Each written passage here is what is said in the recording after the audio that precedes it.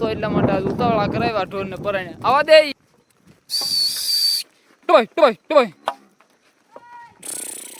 કાંઈ ઘા જાય છે તો. અને જનરેશનમાં 9 થી 10 લીટર મિલ્કિંગની પૂરેપૂરી સંભાવના. જી guys, welcome to my new blog. Jay Thakar મારા બધા મિત્રોને. આજ સવારમાં આપણે ગાયો નિરણ નાખી દીધી છે વાડામાં. જોઈ શકો છો આપણે ગાયો નિરણ ખાઈ રહી છે.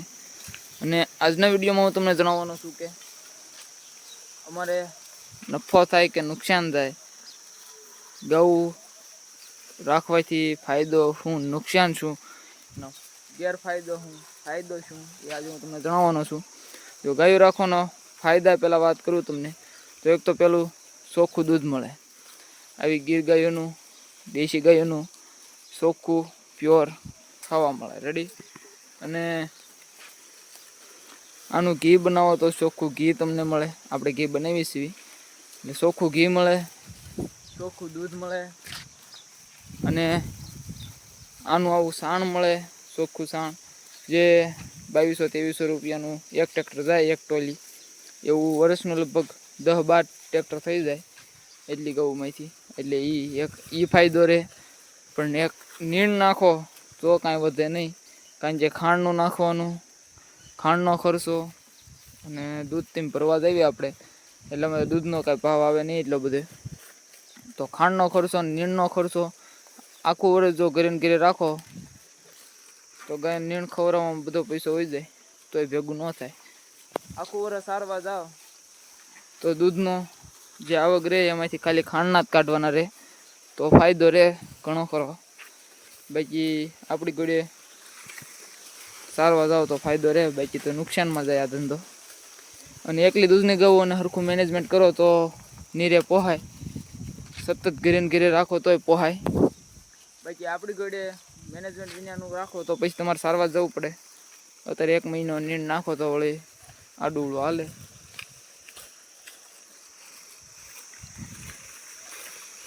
મિત્રો તાર વાગી શીખ્યા છે 11 અને હવે આપણે જઈશું ગાયોને લઈને પાણી પાવા માટે. કારણ કે ગાયો આપણી બેહવા મળી છે, કંઈક ઊભી છે અહીંયા.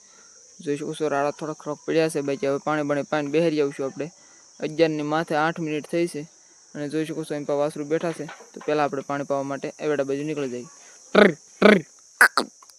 મિત્રો અત્યારે આપણે ગાયો લઈને નીકળી ગયા છે એવેડા બાજુ. જોઈ શકો છો આપણે ગાયો બધી હાલી આવે છે. અને હવે આપણે ડાયરેક્ટ વૈયા જઈએ એવેડે. જોઈ શકો છો આપણે ગાયો બધી એમને હાલી આવે છે લાંબી લાંબી. એવેડે વૈયા જઈએ ને 11 ને 10 મિનિટ જેવું શું છે ગાયો થઈ છે તે જુઓ. મિત્રો અત્યારે આપણે આવી ગયા છે એવેડે ને જોઈ શકો છો આપણે ગાયો પાણી પી રહી છે અને કંઈક પાણી પીને ઊભી રહી ગઈ છે. તો આપણે વૈયા જઈએ ગાયોને બેહારવા માટે દરજ જેવી કાઈટમાં. પાણી પી રહી પછી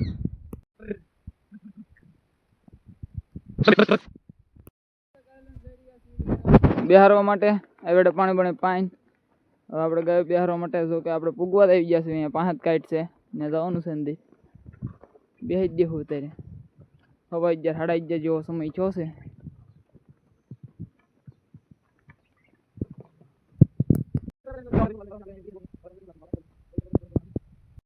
ફાઇનલી મિત્રો અત્યારે હું આવી ગયો છું ગાયો પાસે ને જોઈ શકો છો આપણે ગાયો બધી બેઠી છે. અને વાદળછાયું વાતાવરણ છે. એક વાસળી ઇમ્પા બેઠી. બાકી આ મંદિર ભલાભાઈની ગૌ બેઠી છે. એમ પા બ્રીડિંગ થાય છે ગીર બુલથી આ ભલાભાઈની ગાયનું, ગીર બુલથી ગીર ગાયનું. ને એમ પા આપણી ગાયો બેઠી છે. તો હમણાં આપણે ગાયોને બેહવા દઈશું 3 વાગ્યા સુધી. પછી આપણે ગાય લઈને જવાનું છે નીણ ખવડાવવા માટે.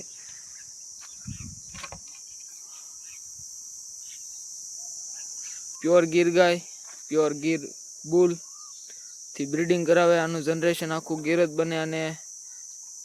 અને જનરેશનમાં 9 થી 10 લીટર મિલ્કિંગની પૂરેપૂરી સંભાવના. મિત્રો અત્યારે વાગી શક્યા છે બપોરના 3 માં 5 મિનિટ બાકી છે. પણ અત્યારે આજ ગૌ વહેલા અને જોઈ શકો છો જયપાલ ગોવાળ હતો એટલા માટે આજ ઉતાવળા કરાવ્યા ઢોરને પરાણે. આવા દે તો જોઈ શકો છો આપણી ગાયો મોર છે ઉતાવળે ફૂલ. હા અડધા એને વાહે રખાઈ દીધા ઢોર મારા આકલવા જાય. હે હે ટોય ટોય ટોય કાંઈ ઘા જાય છે તો. હે મારી ગાઉ 500 વાહે એટલે આપણે ઘડી કાકલી લઈ કીધું.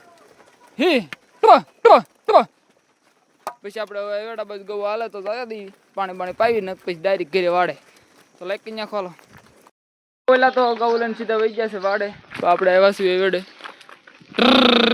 તો જુઓ 2 4 5 ગૌ એને ઓળખાઈને એના પાણી પીધું. પછી હવે આપણે ગૌ લઈને વહી જઈશું વાડે. ઓલા ડાયરેક્ટ વાડે વહી ગયા. આપણે કીધું આ તો 3 6 હોય પાણી પીવી કીધું.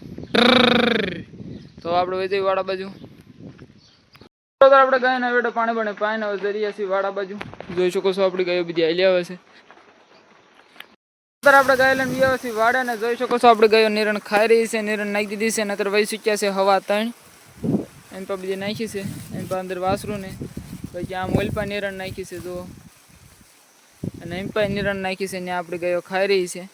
કાપી નાખી છે. તો હમણાં આપણે દરરોજની જેમ ખાવા દેવાની છે 5 સવા 5 સુધી 5:30 સુધી. પછી આપણે ગાયને પાણી પાવા માટે જવાનું છે. અત્યારે જો કે આપણે પાણી પાઈને જ આવ્યા છીએ. પછી આપણે પાણી પાવા માટે એ વખતે જાઉં ત્યાં સુધી આપણે આમ નામ ખવડાવી.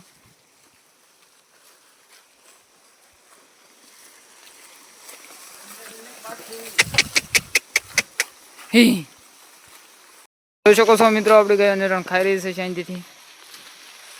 આમને હવે નિરણ ખાવા દેવાની આપણે.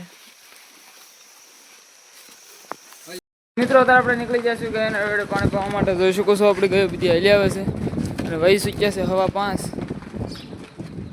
તો હવે આપણે ગાય વેડે. તો મિત્રો અત્યારે આપણે આવી ગયા છીએ વેડે ને જોઈ શકો છો આપણે ગાયો પાણી પી રહી છે. તો પાણી પાઈને પછી વહી જઈએ આપણે પાછા વાડે.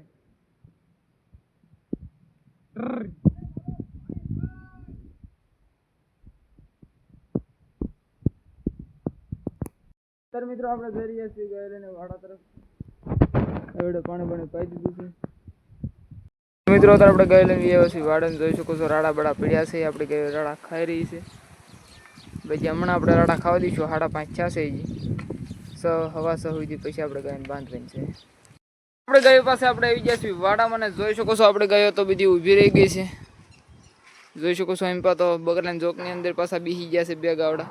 તો આપણે ખીલે ગાઉન બાંધી દેવી અને વહી ચૂક્યા છે હવા 6 જેવું છું છે.